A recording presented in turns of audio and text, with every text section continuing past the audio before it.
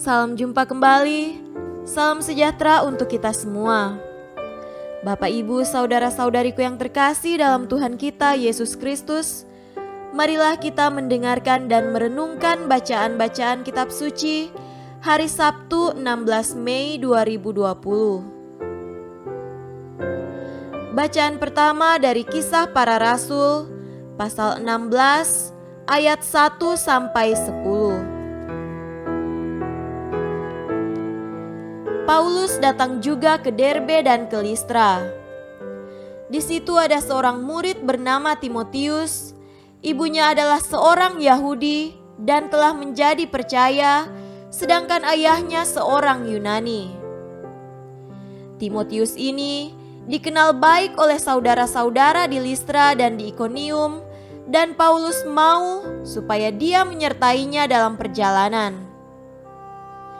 Paulus menyuruh menyunatkan dia karena orang-orang Yahudi di daerah itu, sebab setiap orang tahu bahwa bapaknya adalah orang Yunani.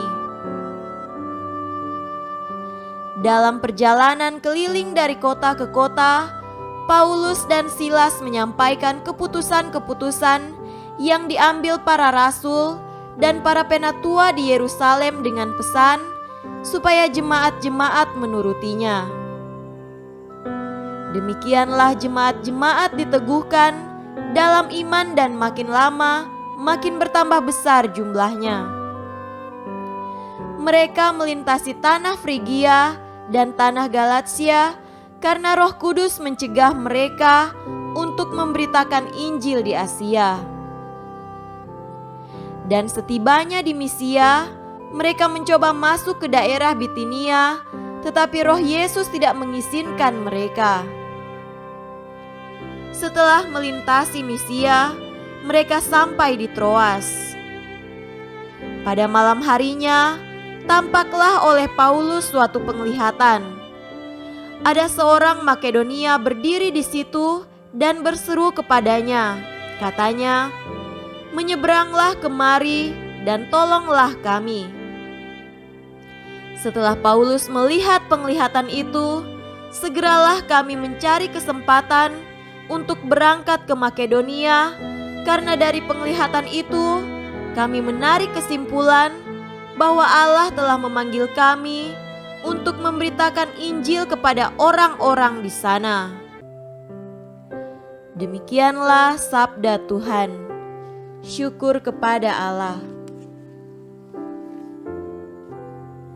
Tuhan beserta kita sekarang dan selama-lamanya. Inilah Injil Yesus Kristus menurut Yohanes. Dimuliakanlah Tuhan. Injil Yohanes pasal 15 ayat 18 sampai 21. Jikalau dunia membenci kamu, ingatlah bahwa ia telah lebih dahulu membenci aku daripada kamu. Sekiranya kamu dari dunia, tentulah dunia mengasihi kamu sebagai miliknya. Tetapi karena kamu bukan dari dunia, melainkan aku telah memilih kamu dari dunia, sebab itulah dunia membenci kamu. Ingatlah apa yang telah kukatakan kepadamu. Seorang hamba tidaklah lebih tinggi daripada tuannya. Jikalau mereka telah menganiaya aku, mereka juga akan menganiaya kamu. Jikalau mereka telah menuruti firman-Ku, mereka juga akan menuruti perkataanmu. Tetapi semuanya itu akan mereka lakukan terhadap kamu karena nama-Ku, sebab mereka tidak mengenal Dia yang telah mengutus aku. Demikianlah Injil Tuhan. Terpujilah Kristus. Saudara-saudariku yang terkasih dalam Tuhan kita Yesus Kristus, tema renungan hari ini adalah konsekuensi mengikuti Yesus. Akhir-akhir ini persoalan agama marak di bumi Nusantara. Di beberapa tempat, pembangunan gedung gereja terhambat karena terjadi penolakan. Terdapat pula pengerusakan gedung gereja teror dan aksi pembunuhan terhadap pemimpin agama pada saat ibadah. Tindakan seperti ini memperlihatkan bahwa ada suatu penolakan terhadap orang Kristiani. Saudaraku terkasih, dalam bacaan Injil pada hari ini, Tuhan Yesus memberitahukan kepada para murid apa yang menjadi konsekuensi mereka mengikutinya.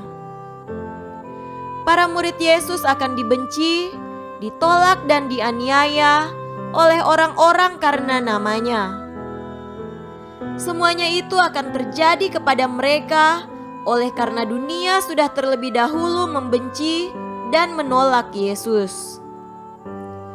Karena para murid mengikuti Yesus, maka hal yang sama akan terjadi pada mereka. Itulah konsekuensinya.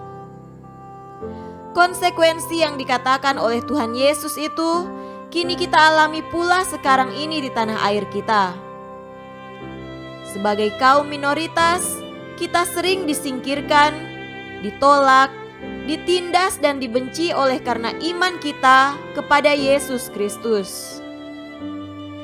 Berhadapan dengan kenyataan hidup semacam ini, apakah kita masih tetap teguh dalam iman kita akan Yesus Kristus? Apakah kita merasa terancam sebagai pengikut Yesus Kristus? Ataukah justru dengan tindakan-tindakan seperti itu, iman kita akan Yesus Kristus semakin dikuatkan lagi? Satu hal yang Tuhan Yesus pesankan dalam bacaan Injil pada hari ini untuk kita para pengikutnya, yaitu, ingatlah bahwa dunia sudah terlebih dahulu membenci Dia sebab dunia tidak mengenal Dia. Jika demikian, sebagai pengikut Yesus Kristus yang sejati, mengapa kita takut, cemas dan gelisah untuk menerima konsekuensi dari iman kita kepadanya? Saudaraku yang terkasih, sebagai pengikut Yesus Kristus yang sejati, mari kita melihat konsekuensi itu bukan sebagai ancaman, tetapi sebagai penguat iman kita. Ketahuilah, hal itu tak hanya datang dari luar, tetapi juga dari dalam diri atau tubuh gereja sendiri. Kesalahpahaman dan konflik bisa saja terjadi. Maka dari itu, Tuhan Yesus mengharapkan kita agar kita tetaplah kuat dengan iman yang kita miliki akan Yesus Kristus pada saat ini. Setiap pilihan mempunyai konsekuensi, maka pilihlah kebaikan. Semoga demikian. Amin.